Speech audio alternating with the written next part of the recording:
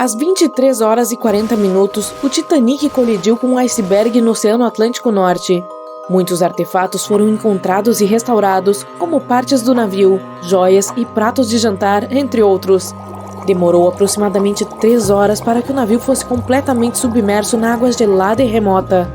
A noite estava fria e movimentada. A orquestra estava tocando música, encantando os convidados a bordo. Todos estavam animados para chegar aos Estados Unidos.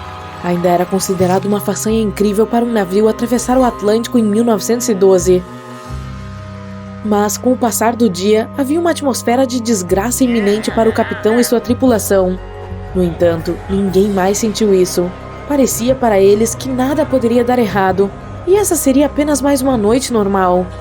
Pensavam ser impossível que o Titanic afundasse. A última coisa em mente quando se pensa no Titanic é a equipe de correios. Sim, havia carteiros a bordo levando correspondências para os Estados Unidos.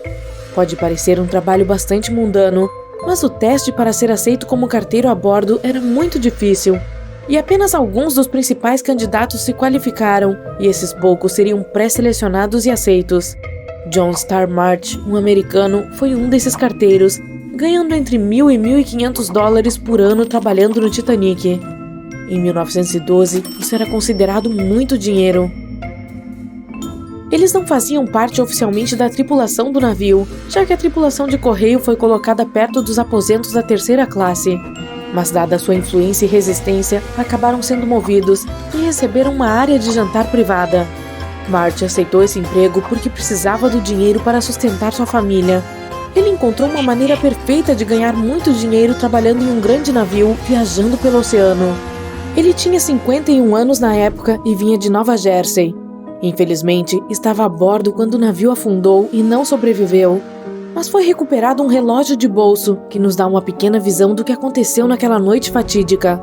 É uma caixa em ouro gravada com filigrana e com uma legenda dizendo que foi feito pela Elgin National Watch Company. Na superfície, você pensaria que isso seria uma peça de antiguidade muito legal sobre a lareira, mas há alguns detalhes incomuns sobre o relógio. Há sinais óbvios de que a água escoou sobre o vidro, e os ponteiros pretos do relógio indicam a hora ser exatamente 1h27. Isso nos deixa imaginando por que o relógio parou nesse exato momento. O que o proprietário estava fazendo? Os carteiros estavam operando uma instalação de triagem de correio funcional e eficiente a bordo do Titanic. Isso não era algo que acontecia com frequência em um navio de cruzeiro, já que os transatlânticos típicos usam malas fechadas para transportar o correio de um porto para outro. Mas a instalação de triagem de correio no Titanic permitiam que os passageiros enviassem cartões postais sempre que o navio atracasse em zonas de trânsito na Irlanda e na França. De acordo com relatos, as pessoas começaram a voltar para seus quartos por volta das 23 horas, mas algumas delas ainda seguiam aproveitando a noite. Os 5 carteiros estavam comemorando o aniversário de um colega em sua sala de jantar separada. 5 minutos antes do impacto, os membros da tripulação viram o iceberg e tocaram a campainha 3 vezes, como um aviso de que algo estava à frente do navio. Eles deram ordens para que o Titanic se movesse para a esquerda, ou como dizem, virar tudo a este bordo, para reverter os motores. Não foi suficiente para evitar o grande impacto. Às 23 horas e 40 minutos, o Titanic atingiu o iceberg e o desastre eclodiu por dentro. Não apenas água infiltrando e afundando o navio, mas pânico e caos entre os passageiros e tripulantes. O capitão Smith chegou ao convés e foi informado de que o Titanic havia atingido um iceberg, e ao mesmo tempo, a sala de correspondência começou a se encher de água. Sabemos que o navio de 269 metros estava completamente submerso por volta das 2h20 da manhã, com 706 sobreviventes. Os momentos entre o impacto e o naufrágio foram bem agitados. À meia-noite, eles começaram a preparar os botes salva-vidas para os passageiros evacuarem. Foram dadas ordens para mulheres e crianças embarcarem nos botes com alguns tripulantes para guiá-los e operá-los. O problema era que os 20 botes salva-vidas disponíveis podiam acomodar apenas 1.178 pessoas do total de mais de 2.200 passageiros a bordo. Marty e seus colegas começaram a organizar o correio. Era possível sentir o caos nas ordens dadas dentro do navio. A cada segundo que passava, a água fria gelada enchia mais o navio. 15 minutos depois da meia-noite, o capitão Smith ordenou que seus tripulantes enviassem um sinal de socorro. Mesmo que o SOS tivesse sido enviado mais cedo, muitos outros usaram CQD. CQ significa chamada geral e D é perigo, do inglês distress. O Frankfurt estava muito longe para ajudar, embora tenha sido um dos primeiros a responder. Até mesmo o navio irmão do Titanic, o Olympic, respondeu, mas também estava muito longe. À 00:20, o Carpathia recebeu a mensagem urgente, que alterou seu curso original para ajudá-los, mesmo estando a 107 km de distância. Embora isso tenha sido uma notícia de alívio, a água continuou infiltrando a um ritmo alarmante. Não foi fácil manter todos calmos, sabendo que o navio poderia estar debaixo d'água em questão de horas.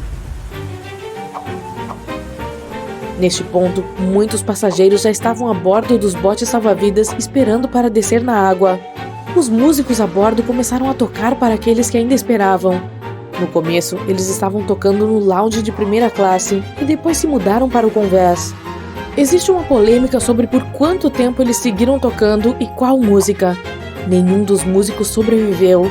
Os 5 carteiros a bordo também estavam cumprindo seus deveres enquanto o navio estava afundando. De acordo com o oficial do navio, a sala de correspondência já estava coberta de água acima dos tornozelos e os carteiros estavam ocupados tentando salvar o máximo de correspondência que podiam. Marge foi um deles. Havia sacos de correspondência flutuando. Eles começaram com as cartas registradas. Testemunhas do naufrágio do Titanic relataram que os carteiros estavam colocando sacos de correspondência no convés para evitar que se molhassem até que a ajuda chegasse. Eles também mencionaram que sacos de cartas flutuavam na água gelada. À 00:45, o bote salva-vidas número 7 no lado esquerdo do navio foi abaixado na água. Mesmo tendo espaço para cerca de 65 pessoas, tinha apenas 27 dentro. Muitos dos botes salva-vidas transportavam menos passageiros do que sua capacidade máxima permitida. A tripulação estava preocupada de que os botes virassem se tantas pessoas estivessem neles. Alguns relatórios sugerem que algumas pessoas até se recusaram a embarcar nos botes, afirmando que o Titanic era inafundável. Ao mesmo tempo, eles dispararam um dos 8 foguetes sinalizadores, mas isso não ajudou. À 00:55, o segundo e o terceiro botes de segurança desceram as águas com 2 passageiros do sexo masculino pulando a bordo. 5 minutos depois, outro bote salva-vidas foi baixado com cerca de 39 pessoas. Neste ponto, a água entrava na base da grande escadaria.